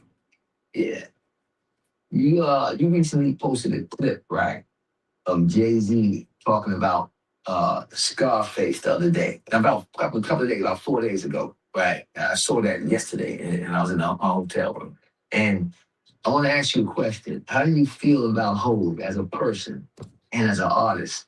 And why did you make that post? Because in that post, you actually uh, didn't just post and you put up some words that was deep. And I said, damn, that was deep, man. Yeah. Well, before I even speak on it, I like to clear up a lot. Where once again, you know, people know how to change the narratives. Uh, where what I say is concerned, you know what I mean? And they got a narrative out there where they say I said that Hov used to have to check in with me before coming into use, which is absolutely a lie. You know what I mean? Me and the homie never had a relationship where no darkness attached to it. You know what I mean? Wasn't none of that ever in the portrait where we concerned. And Hov was a guy that, you know, that I respect. You know what I mean? I respect him, first of all, how he's evolved as a father, as a husband. That's right. That's right. Like understand where he came from and to be able to evolve and graduate into people of that, you know, quality and nature. Hey, I salute that. And as far as the artist is concerned, you know, hey, I, I've been listening to him, you know what I mean? I was the inspiration to him, you know, and hey, I think he one of the best, man. So hats off and salute to Hope. Yeah, I like that, man. Because I was looking at I was looking at your posters and I seen that one went up a couple of days ago, and I said, well, maybe, you know, speak on that one. And you actually, by speaking on it, you actually kind of put the person in play that was trying to, in place that was trying to, I guess, insinuate something or let me about Scarface. So that's in Hope, keeping it real. Ain't no doubt. You had that guy, you know, he let him politely finish what he had to say and let him know, hey man, that ain't true. Yeah. You just can't, you know what I mean? You can't hear it, but you know, Scarface is real. Ain't no doubt. Ain't no doubt. All right. Let me ask you. I want to get to another question. I want to ask you. How's your relationship with Drake? You don't talk at all. Do you know speak to you often? Do you have any relationship with him still? What? Well, Drake is someone I consider my son. I publicly spoke about that, for years. You know what I mean? And our relationship is a relationship that I consider private. And I don't publicly speak about our relationship in depth. You know what I mean? Because of the history that we have had for so long, I think there's a time and a place for all things, right? And if there's one thing that I really believe in is that respect, is way more important than disagreements. So, if My grandma always told me respect will carry you further than money. She taught me that at 5 years old. That was one of her greatest lessons, her greatest quotes, or my opinion, my choice. You know what I'm saying? So that is a fact. Most people don't give a fuck about respect. Most people don't respect. Most people don't respect the ground they walk on. Most people don't respect themselves. Most people don't respect people. Most people don't even know what the word. Most people don't even know what the definition of respect is, bro. They don't even know what that shit mean. You can tell because you disrespectful. Motherfuckers know what disrespectful mean, but they don't even know what respectful mean. read between the lines, there'll be a time and a place where we'll be able to talk about all of that. Yeah, gotcha. What do you hope people learn after reading your book and after getting to know you? What is your real hope? Like everything you did in your life, and everything you still doing in your life, what do you want to see and real people to take from your book, the things you do, the people you try to bring up? Like what you really want. And this question I was going to ask later on because I ain't finished. I got more questions, right? But when you speak, sometimes I'm looking at you and I study people. I'm a chess player, so I study the person before me, but I studied before I came in here. And what do you want people to take from you? Not just the book, but you in general, overall. That's a good question. I think number one, I would like people to take from me, I'm a God-fearing man. You know what I mean? If at the top of the list, you know, receive that piece that I'm a God-fearing man. And secondly, I would like for them to take and embrace the lessons of life that's in this book and the things I speak about where wisdom is concerned, because I feel like it would make their pathway, to whatever they're trying to accomplish be a little more smoother and easier. Right. So, and if I had to go thirdly, I would like for them to like understand my work ethic, that's tied into my faith. You know what I mean? Because it's one of the two of the key ingredients that I, exercise accomplish every goal I ever wanted to accomplish in life. Okay. Yeah, I get that from your book. Basically, you want them to find something in you that they can use in themselves. Because you really about like like like teaching the next person. So you really want them to learn something that they can use it from your life and what you've been through to help bring themselves up, really. So I get the message. I don't want to tear them down. Yeah. I don't understand, man, like some of the podcasts could sit at the table with some of the youth and knowing that they're about to run off a cliff and screw their whole life up. Yeah. And you don't stop them from saying anything. You just let them, all kinds of people listening, right?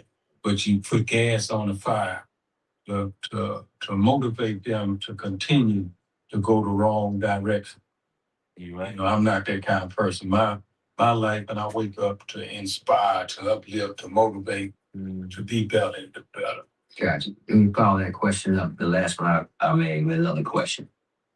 From everything you've been through in the streets, what was the moment or situation that will change your life or your mindset? And I want you to be careful answering this question because this is the question that other people would probably identify with for themselves to keep them from making a bad choice or taking a wrong turn? Yeah.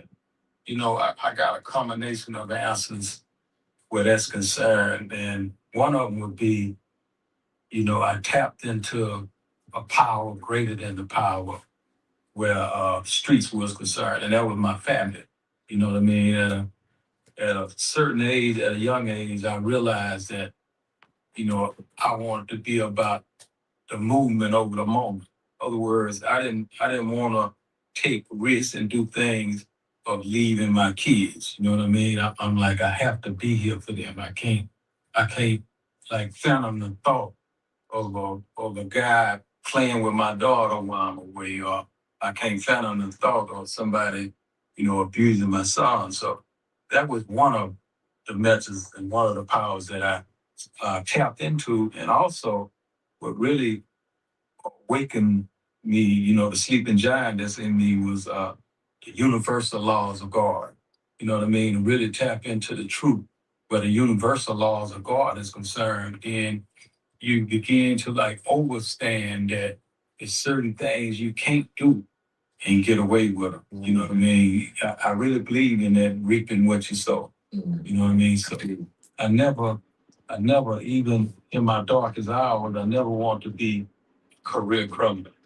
You know what I mean? It was always an exit in mind, for the better. I got you. And it's thought processes like that that makes all the difference, for those that's in bondage in the street or inside the street products. Yeah. To always have an exit in mind. Yeah. Yeah. My uncle, Supreme, used to say that all the time too. We always try to have an exit, but when you're in that life, it ain't too many exits. And if it is, you might not always make it to it. That's why what you're saying makes a lot of sense. If you had it to do over again, if you had your life to do over again, tell me something you would probably do differently. Again, this is a question that can help people. Well, one thing I definitely would do differently if I could do it all over again, the money that I made, that I wasted with jewelry and cars and a lot of other different things, I would invest in real estate. You know what I mean? I would, if I had embraced the opportunities that existed where real estate was concerned, I might be a billionaire. You know what I mean? So, God ain't making no more land, one of my favorite saying. And yeah, I took that saying too. I've been using it like crazy. I took that saying. I ain't even saying it's yours though. I'm gonna tell you straight up. I've been using it though. Yeah. Man, that's some stuff. I'm 60 years old, right? Man. I got all this gray hair, man. And I ain't got no hair on my head, really. He ain't got no gray hair, man. Well, I know how to spray paint a little bit. You know what I mean? Okay, you doing that, huh? Yeah, exercise, they give up a little spray paint here and there. And you ain't even ashamed to say that. You say you there, are you? I keep it real with myself. That's right.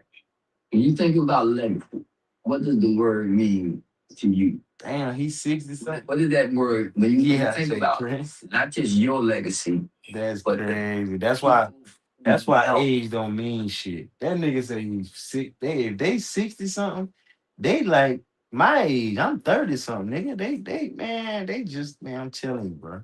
That age shit don't matter. Them boys like they in their 40s. I'm telling you. I'm telling you. And he did time in jail. That's crazy. Come on. Create their own. And I say create their own because I've been in your office downstairs, because I'm in your home. I've been in your office downstairs. And on your office, you have a whole bunch of pictures up there of people that you made, that you helped to make great. Mind you, they got their own skills and you nurture them and everything. I don't take nothing from nobody who makes it right to you. But when in terms of legacy, and I think I know that some of the answer to it because we talked a little before. But I see all the pictures up there of people who became great and good at what they do, whether it's music, whether it's boxing, whatever. So that word legacy, what does it mean to you? Man, legacy, that's a deep word that has a whole lot of meanings. It definitely, where I'm concerned, like legacy to me is leaving something behind. You know what I mean? Leaving, whether it be land, money, whether it be opportunities, whether it be a pathway for others to be able to travel a little smoother in life, whatever it may be. That's legacy, and that's so important to me. Uh, until all of my thoughts is calculated, knowing that legacy is special and important. And that's why, I mentioned you have two things every day, and that's a chance and a choice. Every day we wake up, that's your chance. Yeah. And then your choices is decisions that you make every day. Right. And those decisions that you make ties right into your legacy. Mm-hmm. So, I hope at the end of the day, when I fly away, my legacy will speak for itself. My grandkids, my kids, my friends, my family, and those that I don't even know will be able to tap into something that I left behind that was, inspirational enough for them to, have a smoother path in life. Yeah, I respect that. I definitely agree with it. Hey, I remember the time I remember I was at your house in out there. I think it was in Texas, right? Or Houston, like, At the ranch. at the ranch. And I remember we sat down and we was it's you and me, man. Just went to one of the houses on the just sprawling complex and having a good talk and stuff.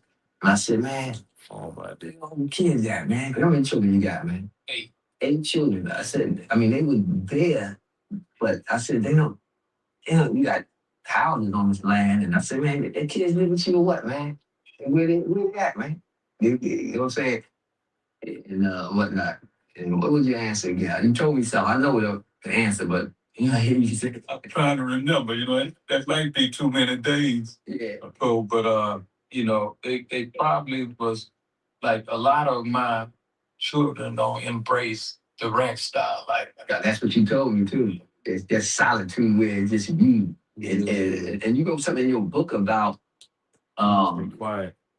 being like around silence, Yeah. right? And I can't remember the exact chapter right now or exact word, but you go something in your book about silence and being able to stand in God's silence or something like that.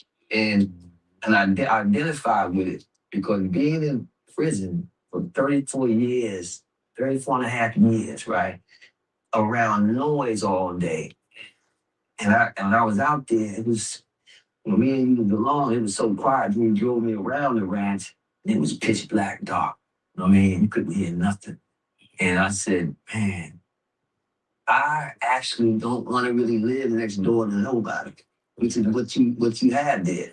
There's nobody around there, but for miles and miles, man. And it don't bother you at all. No, Yeah, I can do that. I see me. I grew up the only child, and I always been by myself. And a lot of times, like I always been by myself. No kids, no girl, no nothing. Never had nothing. You know what I'm saying? And like I remember like staying out late and coming back in late and got to it and all that noise. And you say if it was around music or whatever, driving and all that, you know what I'm saying? Take your shower, put your clothes up, whatever. And what I used to do, like cut the fan on or whatever, cut the heat on or whatever, might smoke your ear before you go to sleep and just sit there and just look at the wall. Not even just look at the wall, just chill. You know what I'm saying? And just relax and just think and let your mind be quiet. Because when you first like do that, like just chill and be still, You can hear your brain and you can have you will hear a lot of noise in your mind. And it take a long time for that shit to quiet down, like 3 hours or something. Sometimes like if you sit too still, it'll be too loud. You gotta move a little bit and you're like, damn, my mind is loud. And you gotta quiet that shit down. Like you can hear that shit ringing.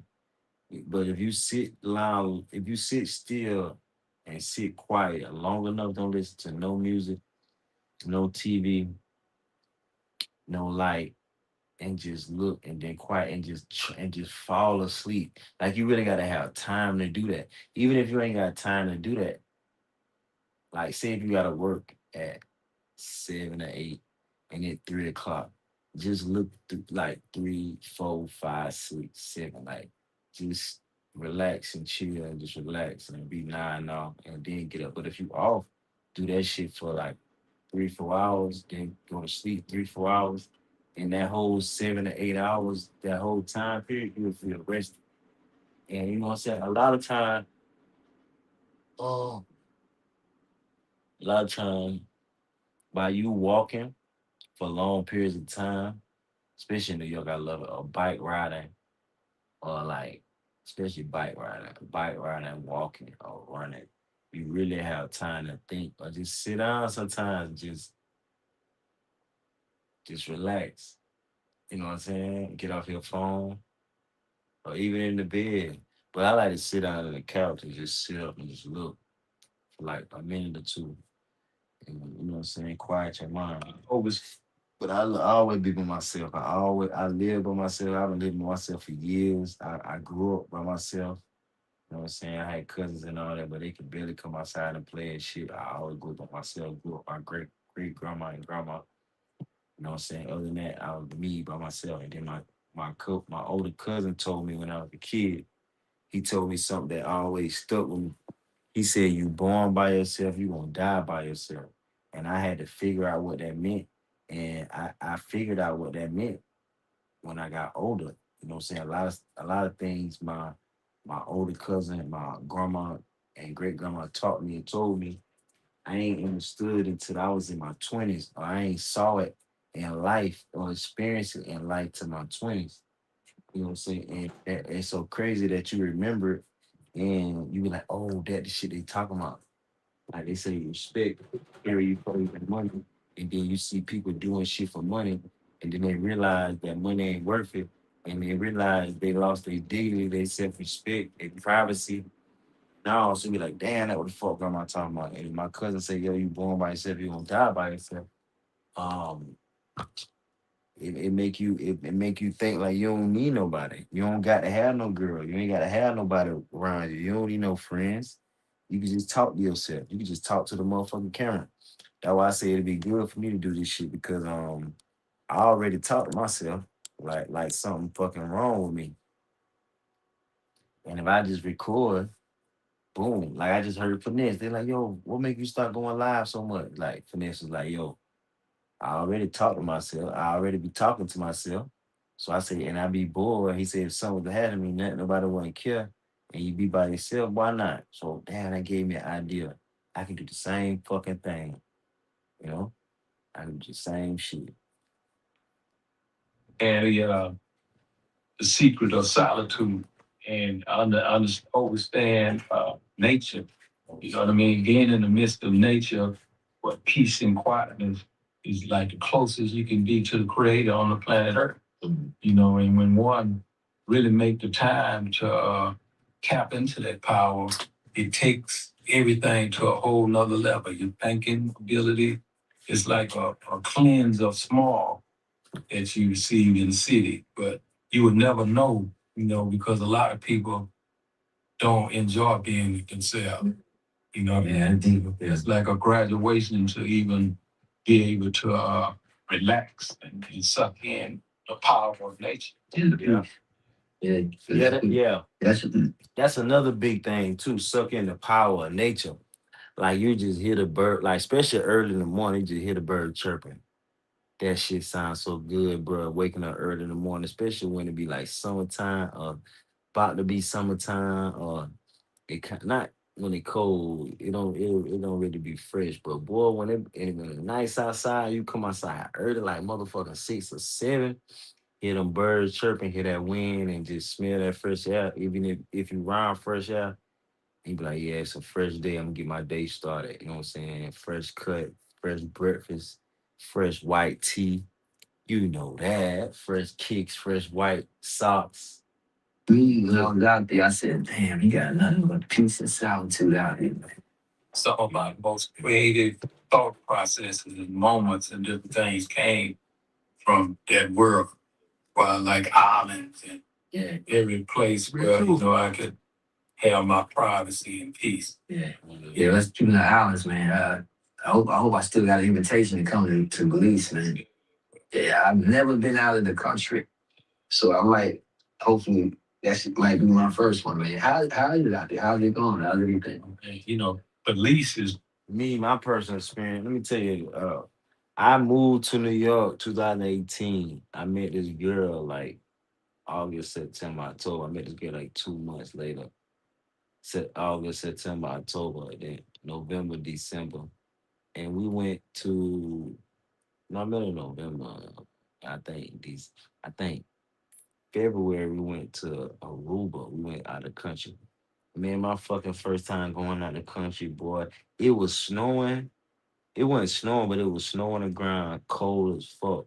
When when you hear people say they change the weather, when Jay Z tell me they change the weather, if it's cold here, snowing, and they fly to somewhere else where it's hot, that's crazy. So when I experienced that and saw how clear that water is, and you can see your body in the water, and everybody's so nice, and you can just the air is so different, and you just feel the pressure releasing off of you. Like you ain't got no worries. It's so happy, make you want to move to an island and go on trips. Like I told God, I looked up in that sky and I told the Lord, I say, Lord, this what I want for my life. This what I want to do. I want to travel the world on the regular. I want to have a laptop lifestyle. I want to make money from the sky.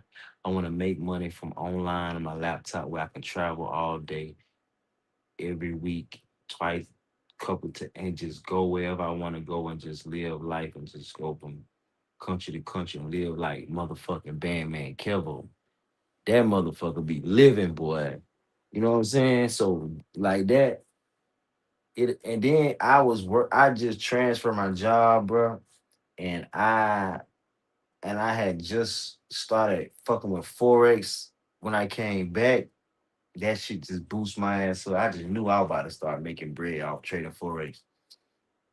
And man, I ain't went back to work, bro. And I ain't went back to work until a couple years, like a year and a half, like just, and then I had another part-time job, like and guess and shit. But I was like, man, fuck that. I'm gonna try to make me some money. You know what I'm saying? I should have been doing YouTube then. This was down 2019, but now I know. But it's all good because I never took my mind off of that. I never like took my mind off of that, and I can't wait. My next flight is next motherfucking weekend. Hopefully, I'm going to see. Ain't no hopefully shit. Well, hopefully everything work out. I mean, damn. Hopefully, yeah, not hopefully everything work out, but hopefully, goddamn, we gonna be safe and everything. But I see Charleston White, and I'll be Gucci. Man, yeah, I love to travel, but traveling across the country, that shit is so fun. Man, I'm just fucking up my wife, bro. Just fucking up my wife. I just burnt my shit. I got a white comforter, right? I barely even sleep. I don't even sleep on this shit. And I be seeing stains on the motherfucker. And I don't even sleep on the bitch. I don't even put nothing on this shit, but I put my clothes out what I'm wearing on this motherfucker.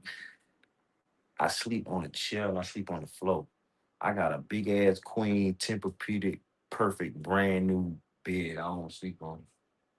Like heaven on earth to me. You know what I mean? It's a place that I'm It's a fact. I'm really dreaming and creating exercising my entrepreneurship where real estate is concerned. But the land in Belize, man, is I call it the land of milk and honey. I think in the Bible, Moses or somebody called the place of the land of honey. But Belize is that, man, and it's cost effective. It's real close to the United States of America. And yeah, I'm out there exercising my entrepreneurship. The weather out there, is it similar to uh yeah, that's all I know. Is it rain a lot? Beautiful, warm all the time. Right. Warm. If it rains, it don't rain long. To come out. You know what I mean? It's heaven on earth, brother. And I've been like blowing the horn, trying to put it on everybody's radar because I know, I enjoy it. Yeah, I just it's still a tourist place too. So yeah, I'm definitely trying to get there. So hold my invitation, man. As soon as I'm able to, man, I'll be out there, man. Do you want to add anything on, man, that you want people to hear or to know, or anything at all that you want to close out or say, or any degree? Yeah, I want to say this, man, because I'm proud of you. The way I witnessed you exercising your entrepreneurship, and after 30 some years of being in bondage where those counted you out, with a life sentence, and the Creator have blessed you to have another chance, and what you're doing with it is what makes all the difference. And that's why I love to quote, "One blessing from God makes up for all the lost time." Looking at you, you don't look like you done 30 some years. I ain't lying. And God. a lot of times people, they got this lie where they say experience is the best teacher. I don't agree with that in totality. I think other people's experiences can be your best teacher. Yeah. And I feel like you have a whole lot of experiences to share with the world, you know what I mean, on this podcast and just through your daily walk. And I hope and wish that people would tap into it, man, a source and a pipeline where they can hear the truth and hear what's real versus dissecting them lies and all that foolery that's going on with others. Yeah, I feel you on that, and I agree with you, and I'm definitely trying to walk that road that way. But I take from different people, man. I take from you. I take from Lord. I take from LL. I take from a lot of people. Some people I haven't even met, and I look at them. Even Jay-Z. I look at everybody, and I see what they was able to accomplish, man. And I remember a time when hip hop first was in existence. I remember the block parties, the house. I remember I was just fucking thinking of that. I was just thinking of that when Jay Prince was saying you got all the experience. I was just thinking of that. Like he said on the podcast one time, like, yo, I remember when hip hop first started. Like, damn, bro, that like you gotta keep talking, bro, because you know some shit that we don't know, and you seen some shit that we ain't seen. On these the turntable, that was our thing, right? And I remember everybody thought that hip hop was going to be that dead. It was going, not everybody, obviously not us, or not the people who been repping. But it was a time when it was said, man, that's just a fad. It's just a moment. But we all knew better. You know what I'm saying? And it was fluid thinking individuals like yourself and many others. I can name the rest, but I'm here talking to you. That took that genre and put it on steroids for the location where they from, and created sounds of music and crafted individuals to help bring it to where it's at. And so, man, it's like almost like a miracle, man. Feel me? And so when you think back and look back at it, and you know from its inception how it started, right? You can only be proud. And that's why I like to be around and spend time with you and others, and I always say, man, yo, I tip my hat to y'all, man. So I tip my hat to you as well.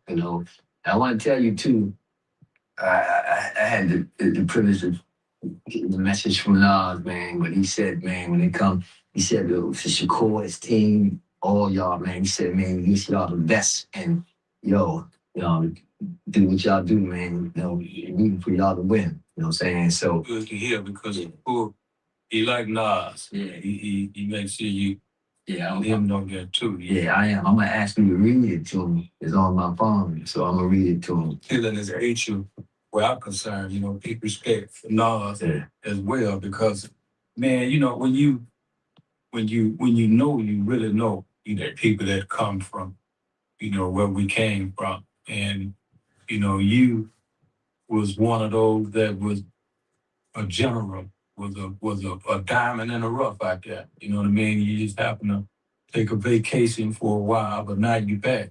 And that talent that you possessed even back then, I tell everybody, certain street dudes that reach certain levels in the street, we're geniuses.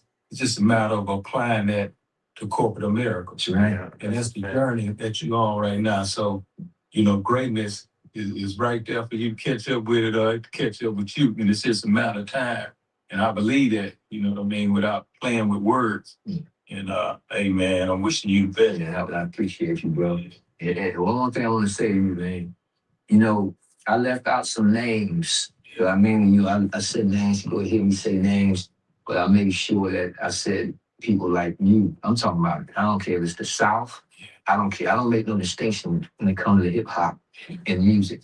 Like what y'all do. I'm talking about the South. I'm talking about the East. I'm talking about the West Coast. It's a whole bunch of people that made this genre, made hip hop what it is. There's no this against that. I don't even go with that philosophy. That's what knuckleheads can see. You feel me? And so, but again, man, I got mad love, respect, and honor for y'all, man. I was in prison for a long time and been watching y'all do your thing and hearing that music, and it was beautiful, man. You know what I'm saying? When I was at you and Jazz's birthday party, right? And Scarface started speaking and whatnot. I had almost like goosebumps watching him, like, look at him, man. He's going in. You know what I'm saying? People put in for this thing. You know what I'm saying? And I give everybody their props and I applaud everybody, man. Give them my regards too and respect to them. Yeah. And you know, the same way with me. When I think about that legacy, also, what was important to me as my legacy is to not, I never wanted to live a life where the homies in jail, the homies that's free, my family member, whatnot, had to hold their head down when they saw me coming up or my name was called. So I had all of that in mind as a part of my legacy. And that's one of the reasons I came up with the name Ghetto Boys. Mm-hmm. Because we were representing ghetto boys all around the world. Right. You know what I mean? Right. Discrimination. All of them, that was us. Yeah, I got you. So I'm happy to get able to live a life where they ain't got to hold their head down with my name is mentioned in spite of the lies that people try to tell. Yeah, man. Error. Gotcha. One more thing I want to speak about, man, before we even close out. How's Larry Hoover doing? How's this fight going in the state? You was instrumental, having you and others, but you were heavily instrumental in helping him achieve the goal of being released from federal custody. Um, how did that go? I mean, what's the backstory? How's he doing? And how is he fighting? How's his fight now? Well, speaking of fight, one of the last words that Hoover said to me when I visited him, I think in the 90s in Chicago, he told me, when I was getting ready to leave, he said, whatever you do, don't stop swinging at it. You know what I mean? So those are the famous words that he said to me that was impactful all the way up until this day, because at the time, I was being attacked. he was being attacked, by the feds. And I needed to hear that inspiration that he left me with and the wisdom that I got from him on that visit. Uh, I fell in love with the man and his message. And and I wrote about it in his book, through the threats of all kinds of uh, police people asking me to not, put him on that Ghetto Boys tape. I could share it with the world. I moved forward with it. But even he got backlash and all that. Yeah, I read that in the book too, right? About that situation and whatnot. But you still went ahead and did it anyway. Yeah, but up to the day, the present day, we are definitely proud of what President Trump, the relief that he gave him. And I believe, somewhere in the heart of the governor, prisoner, at least my prayer is that God will give him, touch his heart, and to the extent where he would give, Hoover some relief. A 75-year-old man that people are trying to, tag his past onto him until he die. You know what I mean? That's behind him. We all have a past. Everybody got a past. Yeah. But I'm a strong believer in redemption. You know what I mean? And that's part of my prayer, man, because that's what it's gonna take to touch some of these people's hearts. It's hard. I mean, fact. That's a fact. You got these devils that got hard hearts that only the Creator can touch their hearts, make certain things happen. Yeah, you introduced me to his wife, Miss Who at the ranch. It was to be able to shake her hand and stuff, and send my regards to him and whatnot. But yeah, that fight is a journey. My uncle's in there, and you know, and he's trying to get out and trying to do the right things, and we fighting for him for his freedom.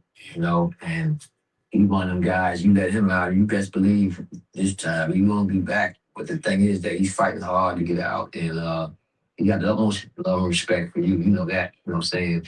I got an iconic picture y'all took. You, Chris, and him in that picture y'all took. And I had that when I was in the penitentiary too, man. I had that picture, and whatnot. He was really younger looking. Yeah, but you still look, basically look the same for real. You know what I mean? But no, and a brother, we was actually out here in Vegas together, and I had our. Oh, y'all was out here in that picture. Yeah. Okay. Yeah, but that was like the second or third time that I had met. What restaurant was that? I know it was in the Bellagio. Okay. I think we was eating some of that Asian food. Yeah, right. Food all around the table. Looking good too. Yeah, somebody said, you know what I mean? But even more so than that, man, you also, as you already know, good brother, thorough, and he deserved, some relief as well. And, we just hope that the right people will, you don't even have to hope. I know that somebody's in place right now. I call her an angel, from up above, man, that can really deliver the messages of what we feel and go through as a people, you know what I mean? Because she was there, locked up. And that's probably more different than any other person that has ever been in a position to speak for, people. Yeah, I'm gonna tell you something. Her journey is a story in and of itself, right? And I know that she got something coming up on the 19th, right, where they honor her. And her journey is so real, man. To have a life sentence and then to come out and then to be in such a position. And if you say what you want about other people, I don't try to get into politics too much, but just from a standpoint of being able to feel what you're going through, just the fact that she's able to be in that position to help give people second chances means a lot. You know what I mean? People change, and sometimes second chances are important. In my uncle's case, the judge wrote 2 books. He wrote 2 books in my uncle's case, and in those books, he speaks about the type what he did it for, and he basically said to people who testified against the people who was involved in that stuff was testified was bad guys by far. Because in certain cases, the government give guys they let Samuel Bull go with 19 homicides. So my point is that you can be in jail, you in jail for a long time, you're gonna change, man. Who ain't no threat to society, and neither is Green. You know what I mean? And a couple of other people. Give them out, you give them, let them out, and you could see they'll make a good impact. Look at me.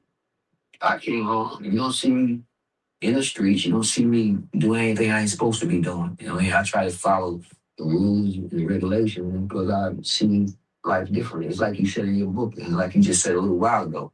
You know, you got to start putting your family first, and you got to put things in front of you. And so time usually, they say time heals wounds, but it opens your eyes, man.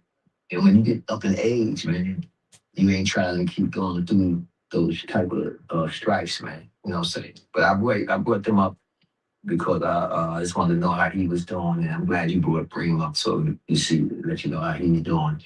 But yeah, man, I appreciate you, man. Yeah. Quick question. About all our brothers that's locked, and a lot of people, forgot about them. Yeah, And it take, people like us to be a voice for them and speak for them, man, because there's so many that don't have nobody to speak for them. yeah, that's a fact. Yeah. That's just in me, and I think it's directly from up above to have the courage to do this, under the duress of threats, and you know what I mean, because they don't want us. Yeah. They want to bury them alive. Yeah. You know what I mean? So, I respect that, man, and those brothers deserve a second chance. Yeah, no question, man. I remember when I put my papers in under the First Step Act. The First Step Act, and I was waiting for them to make a decision, And when they made that decision, and I tell everybody, when the first thing I did when I stepped out that penitentiary, USP Big Sandy in Kentucky. I stepped out that penitentiary, Jay Prince, and I had a napkin in my hand. I already this is what I was going to do anyway, so I had a napkin in my hand. I ain't gonna kiss the straight ground, you know what I'm saying? But I laid the napkin down there, and I kissed the ground and looked up. And it was like, it was a hell of a feeling to walk out of there after all that time, man. And I know I have a responsibility not only to my family, to myself, my family, and the courts and the judge and all that, but the responsibility is so that they can see that people like us, you don't have to fear letting us go, that we can come home and be productive, law-abiding citizens and do the right thing.